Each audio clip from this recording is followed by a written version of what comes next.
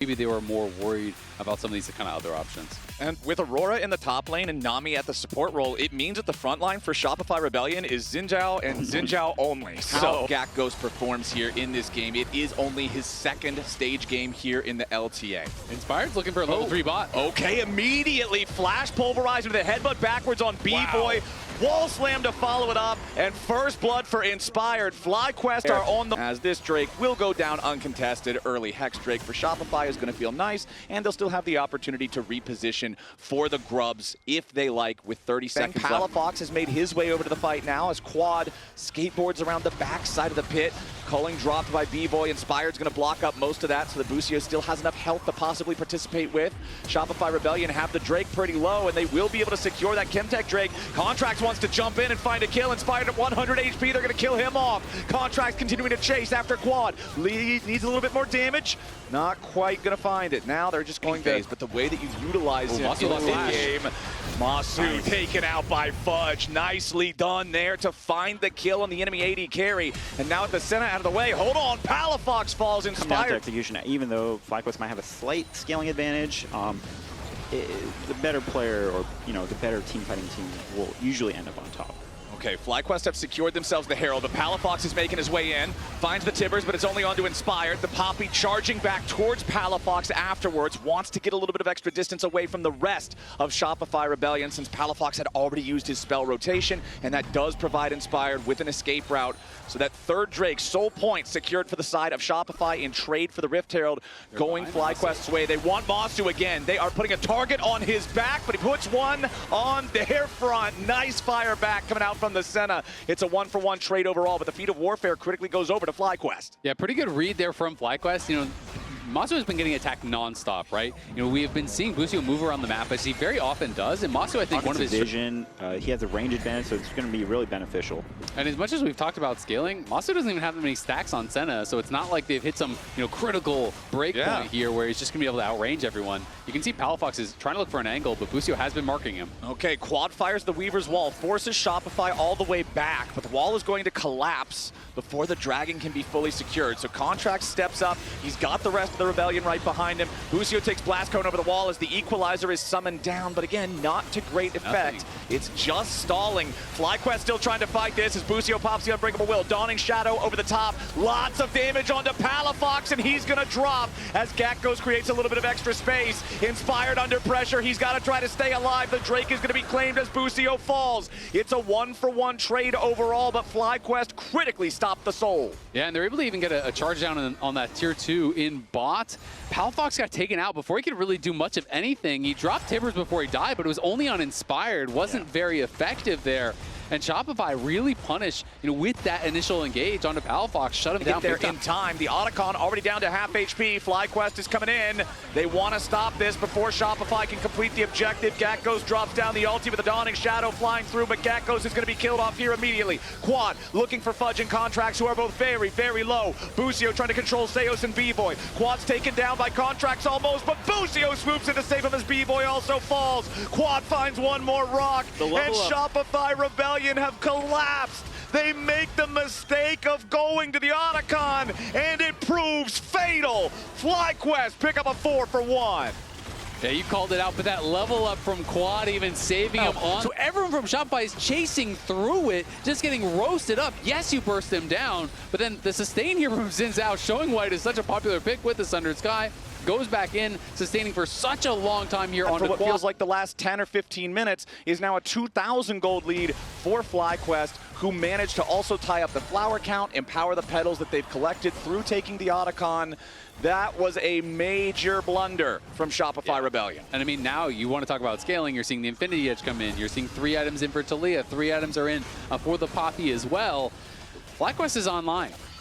Yeah, and one thing that really baffles me is, why did Shopify decide to do that? Because they had a flash advantage on Talia off that mid play, right? And Annie had flash for, if she saved it for the next, this dragon that's coming up right now. If they just played normal and got position and got control on the dragon, they'd be in a very advantageous position with flash advantage, where Annie could just find someone on the back line with their flash. So really questionable decisions here. I don't know if maybe they feel pressured to progress the game, but I think...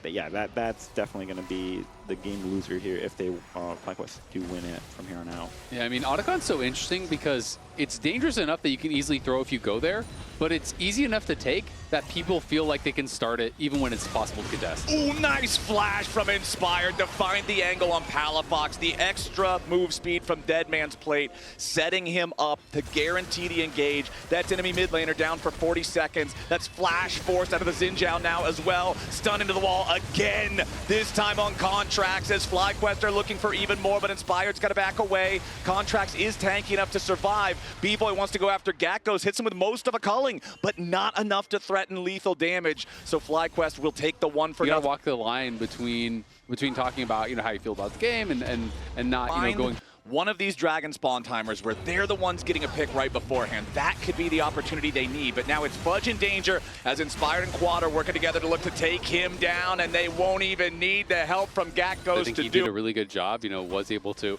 put a lot of pressure on, and this is, of course, warded. They see that they are on the Baron.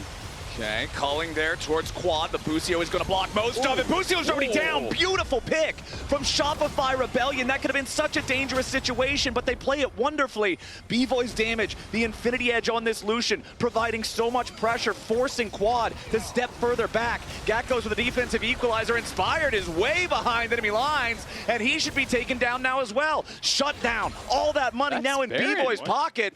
That's the enemy jungler dead for 50 seconds. Baron's right there. I mean, how did the Inspired even get in that position? I'm kind of confused as to how he ended up over on that side. I guess just got cut off, didn't have flash to get out. And Busio, underestimating the damage coming in, didn't want to pop his ult, was just trying to kind of tank that up for his team. Gets exploded, and just like that, Shopify get the Baron. Guards fully completed here as well for the extra armor penetration for anybody on the front line. FlyQuest are first to the bot side river, though. They have control over the area for now. Shopify still going to have to approach. Gakkos needs to get away from this. The culling from B-Boy forcing out the stasis immediately, and Gakkos is going to drop. B-Boy goes on a killing spree, and now FlyQuest are staring down the barrel of a 4v5. Shopify still approaching further, and B-Boy, 2 bullets, and it's 2/3 of Masu's health. This Lucian is not messing around. I don't think Lucian is going to get outscaled this game. What is that damage? And yeah, Shopify are going to pick up Soul here with a nice pick onto Gakkos. I thought that ward was giving enough information to FlyQuest, or maybe they can make a nice play, but it wasn't enough. And Shopify look completely in control of the game now. Yeah, I mean, Gakkos gets picked off. Hasn't been having the biggest impact, I think, you have to say. Obviously, a lot of pressure subbing in a moment like this, but does get picked off, and that means FlyQuest decide, we're not going to fight for it.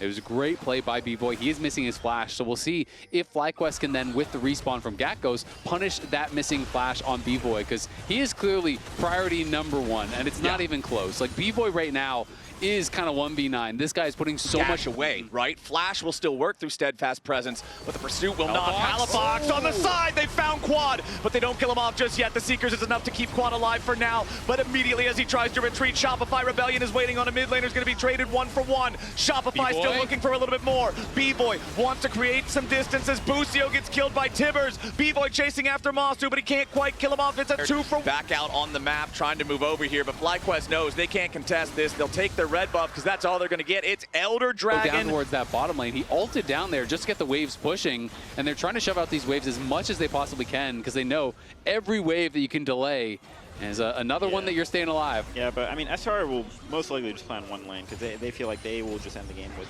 one team fight now. So they don't really care about 2 lanes or anything like that. Just fight them. They have to respond to you, and Shopify looking to put it. Quad's still pushing. Yeah.